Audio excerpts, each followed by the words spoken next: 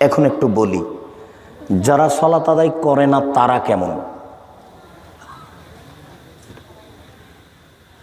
জাবের রাদিয়াল্লাহু তাআলা আনহু বলেন, রাসূল সাল্লাল্লাহু আলাইহি ওয়াসাল্লাম বলেছেন,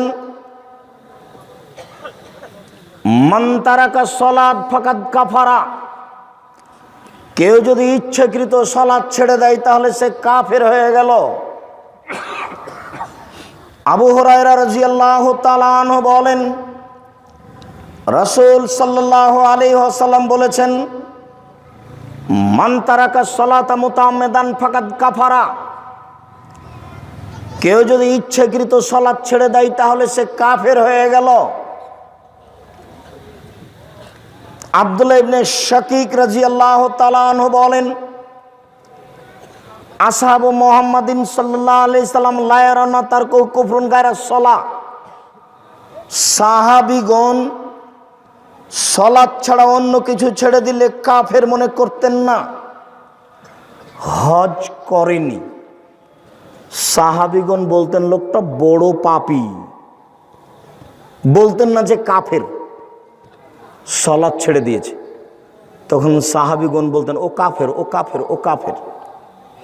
যাকাত দেয়নি, সাহাবীগণ বলতেন না যে ও কাফের, বলতেন যে লোকটা বড় পাপী, যাকাত দেয় না। কিন্তু সালাত ছেড়ে দিলে সাহাবীগণ বলতেন ও কাফের, ও কাফের। আবু হুরায়রা রাদিয়াল্লাহু তাআলা আনহু বলেন, রাসূল সাল্লাল্লাহু আলাইহি সাল্লাম বলেছেন, উমিরতু আন উকাতিলান নাস হাত্তা ইয়াকুলু লা ইলাহা ইল্লাল্লাহ ওয়া ইকুমুস সালাহ, আমাকে আদেশ করা হয়েছে মানুষকে পিটিয়ে সালাত আদায় করাবো, মারবো না হয় মরবো। আমাকে আদেশ করা হয়েছে পিটিয়ে সালাত আদায় করাবো, মারবো না হয় মরবো। বুখারী মুসলিমের এই হাদিসের মাধ্যমে ইমাম আহমদ ইবনে হাম্বল রাহিমাহুল্লাহ বলেছেন, অলসতা করে কেউ যদি এক ওয়াক্ত সালাত ছেড়ে দেয় তাহলে তাকে হত্যা করতে হবে, কুরবানি করতে হবে। এই হাদিসে ইমাম আবু হানিফা রাহিমাহুল্লাহ বলেছেন, কেউ যদি অলসতা করে এক ওয়াক্ত সালাত ছেড়ে দেয় তাহলে তাকে জেলখানায় বন্দি করে পিটিয়ে সালাত আদায় করাতে হবে। এই হাদিসকে সামনে রেখে এখন আরবি বিদ্বানগণ বলছেন, এখন উপস্থিত বিদ্বানগণ বলছেন, স্বামী নামাজ পড়ে, স্ত্রী পড়ে না, স্ত্রী সালাত আদায় করে, স্বামী করে না, তাহলে বিবাহ কেটে গেছে। চেয়ারম্যান লাগে না, মেম্বার লাগে না, খাতা কলম লাগে না, বিবাহ এমনিতেই গেছে। শুধু তাই নয়, বিদ্বানগণ বলছেন কোন বেনামাজি মারা গেলে তাকে মুসলমানের কবরস্থানে কবর দিতে হবে না, ওকে ফেলে দিতে হবে শ্মশান ঘাটে। শ্মশান ঘাট বুঝেন? যেখানে হিন্দু মারা গেলে ফেলে আসে। এখন উপস্থিত বিদ্বানগণ এভাবে বলছেন, আরবি বিদ্বানগণ এখন এই মুহূর্তে যারা বলছেন, কলম ধরছেন তারা।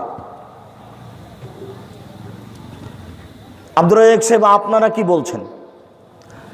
আমরা বলছি মহাপাপী। সম্পর্ক বিচ্ছিন্ন হবে যখন স্বামী বলবে আমি সালাত মানি না। বুঝাতে পারলাম না?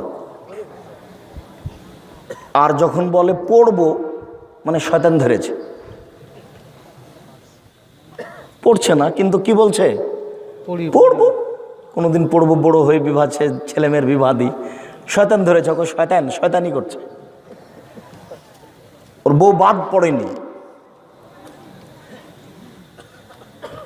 আবু হুরায়রা রাদিয়াল্লাহু তাআলা আনহু বলেন, রাসূল সাল্লাল্লাহু আলাইহি ওয়াসাল্লাম বলেছেন, মাউরু আওলাদাকুম বিসসালাত ওহুম আবনাউ আসর সিনিনা সাবে সিনিনা, তোমরা তোমাদের ছেলে মেয়েকে সালাত আদায় করতে বলো 7 বছর বয়সে।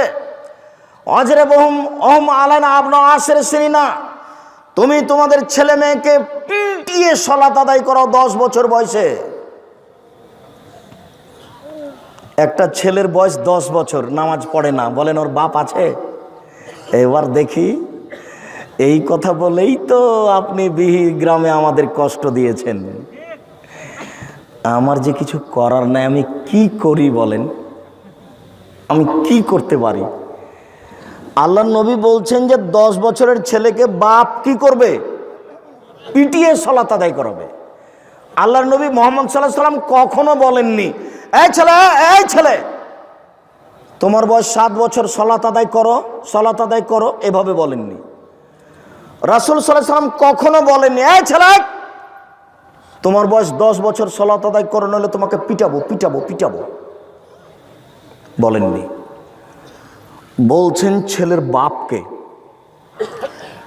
তুমি তোমার ছেলে মেয়েকে সালাত আদায় করতে বলো 7 বছর বয়সে, তুমি তোমার ছেলে মেয়েকে পিটিয়ে সালাত আদায় করো কয় বছর বয়সে? 10 বছর। এবার বলেন, এখানে 10 বছর বয়সের ছেলে নামাজ পড়ে না, তার বাপ আছে কি না?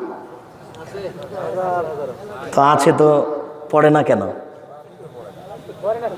কাপুরুষ ওইরকম বাপকে আমি ঘৃণা করি, তো শতবার বলছি। ও বাপ কিসের? ওরই কারণে তো পরিবেশ নষ্ট হয়েছে। এই ছেলে তুমি যে কষ্ট পাচ্ছ, আচ্ছা তুমি বলো, এই ছেলে তুমি বলো, আব্দুর রাজ্জাক সাহেব আজকে আরো বেশি কষ্ট দিচ্ছেন নাকি? আমি দুঃখিত। তোমার মা এখানে ফ্যাশন বোরকা পরে আছে, এটার কারণ তোমার বাপ না অন্য কেউ? তা আমি কি করব বলো এবার দেখি, তুমি আমি কি করতে পারি? দেখো, তোমার বাপ এই পরিবারটাকে কবর দিয়েছে। তরকারি জ্বলে গেলে বউকে মারতে হবে, এই কথা আল্লাহ রাসূল বলেননি। তরকারিতে লবণ বেশি হয়ে গেলে বউকে মারতে হবে, এই কথা আল্লাহ রাসূল বলেননি। 7 বছর বয়সে ছেলেকে সালাত আদায় করতে বলো, 10 বছর বয়সে পিটিয়ে সালাত আদায় করাও বাধ্য।